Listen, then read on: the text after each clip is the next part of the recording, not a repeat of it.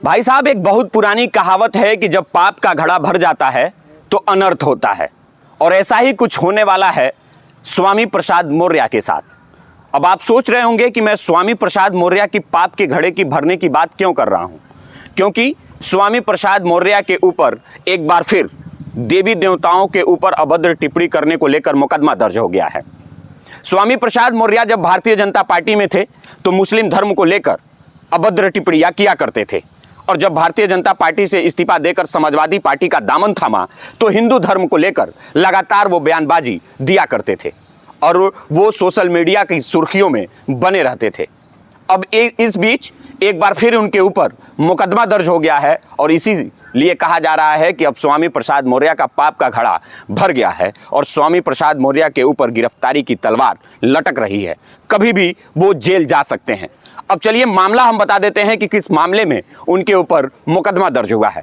दरअसल कुछ दिनों पहले वो हिंदू धर्म को लेकर बयानबाजी दिए थे और लक्ष्मी जी को लेकर बयानबाजी दिए थे, और उन्होंने कहा था कि अगर आपके घर, आपके मोहल्ले में 2 हाथ, 4 हाथ, 10 हाथ, 100 हाथ वाले लड़का या लड़की पैदा होता है तो चुनौती है, आप हमें बताइए, हम उसे स्वीकार करेंगे। उनका साफ कहना है कि ये सब काल्पनिक है, हकीकत कुछ नहीं है, और इसी को लेकर अब उनके ऊपर मुकदमा दर्ज हो गया है। और इसी बयान को लेकर स्वामी प्रसाद मौर्य के ऊपर कल का मुकदमा दर्ज हो गया है। हम आपको बता दें कि रागिनी रस्तोगी जो हैं वो स्वामी प्रसाद मौर्य के ऊपर मुकदमा दर्ज कराई हैं वजीरगंज थाने में। आईपीसी के धारा 153A, 505(2) व IT एक्ट 67 के तहत केस दर्ज कर लिया गया है, और आचार संहिता भी लागू है। इसीलिए कहा जा रहा है कि स्वामी प्रसाद मौर्य कभी भी गिरफ्तार हो सकते हैं और कभी भी जेल जा सकते हैं।